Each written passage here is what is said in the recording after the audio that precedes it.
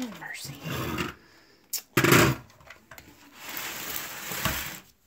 Sorry for the bad angle. Just trying to get myself situated this morning.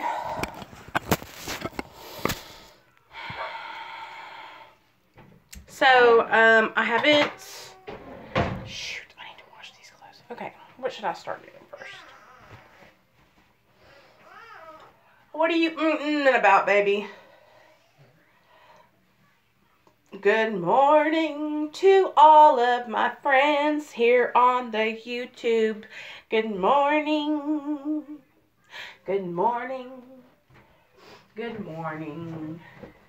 Good morning to you guys. How are you today? Good morning to you guys. How are you today?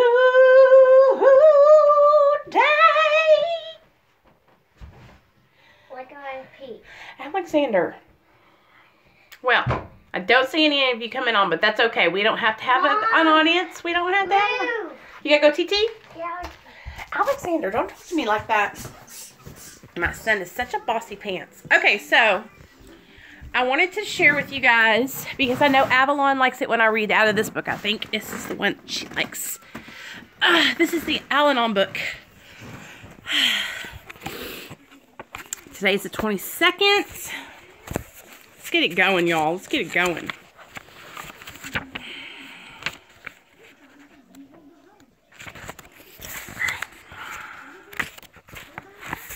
All right, 22nd. No, that's not March. That's May.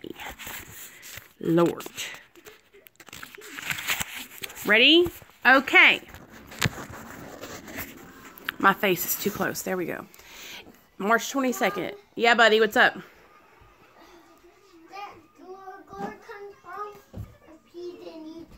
She did.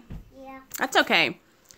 In order to survive in the contradictory and explosive world of alcoholism, many of us learned to ignore our feelings. We lost touch with ourselves without even knowing it.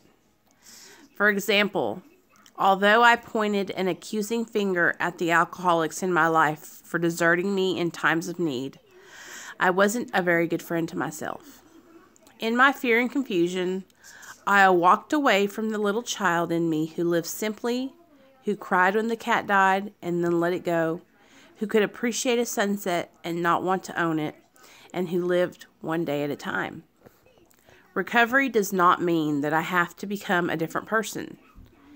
It means I need to start being myself again.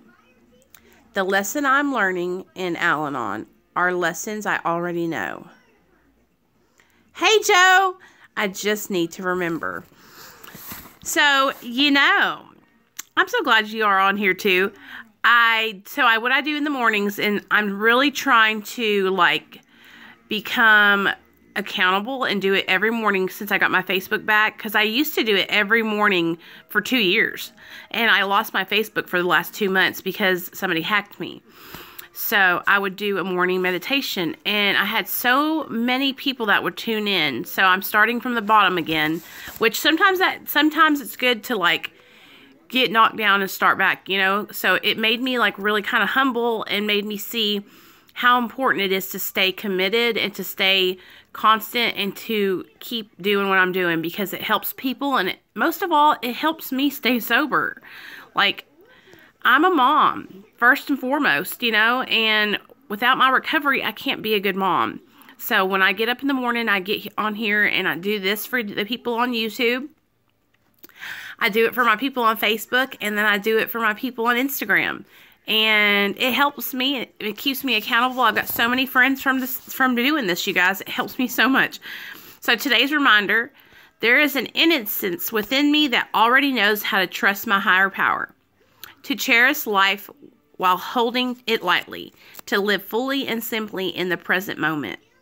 I will allow that part of myself to come forward and nourish me as I continue on this journey. And it takes one a long time to become young. Pablo Picasso. That's the quote. So, yeah, it takes one a long time to become young. Isn't that so true? We're always trying to... I know when I was younger, I could not wait to get old, like to be 21 so I could drink, or to be 16 so I could drive. You know, and then when I turned 30, I remember, you guys, I'm 36 now. I just turned 36 this month. I remember when I turned 30, and it was like the end of my life. Like, I cried like I've never cried before in my life, because I felt like I hadn't accomplished anything in my life. I felt like, well, I knew I was behind because I was on drugs, and my life had no purpose and no meaning, and there was no joy in my life. All it was me constantly chasing dope and crack and heroin and opiates and Roxy's and putting them in my veins, you know? Like, that's no way to live. And I was miserable. I was miserable, but I couldn't get myself out of that cycle of addiction, you know?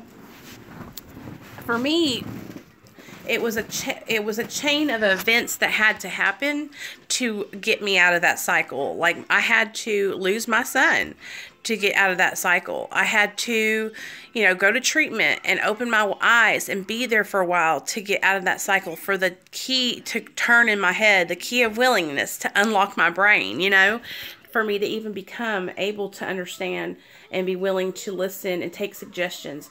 And kind of like what we talked about today on my Facebook daily reflection, was letting, you know, your God consciousness take control, and let the fact, you know, your right thinking, your thinking that's like, okay, I need to do the right thing today. Let that thinking lead the way, instead of the negative thinking and the bad thinking, the thinking that tells me I'm not good enough, the thinking that tells me that I should go and commit adulterous crimes or stealing.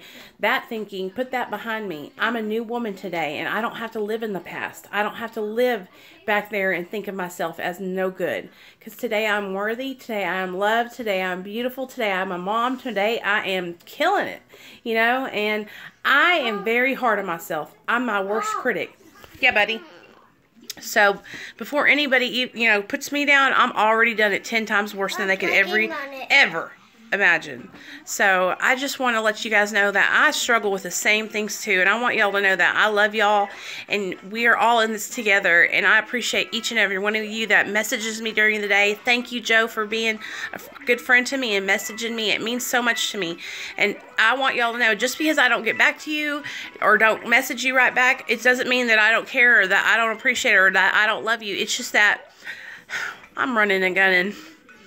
It is a lot more harder than I thought to be a mom, and I don't remember ever being this hard before, but it is hard work. And so I'm constantly on my feet, like running around with my son, making sure he's safe, because I don't want anything to happen to him, and I have this undying fear that he's going to get taken from me again, and that's my biggest fear. So I'm always like kind of overkill with it, I guess. I might need to give him some space, but he's only 3, so I'm smothering him. But I love you guys, and I hope you all have a great day. I'm going to jump in the shower right now and get ready for work, and I will talk to you guys this evening when I get off and stuff like that, okay? All right. Bye, y'all.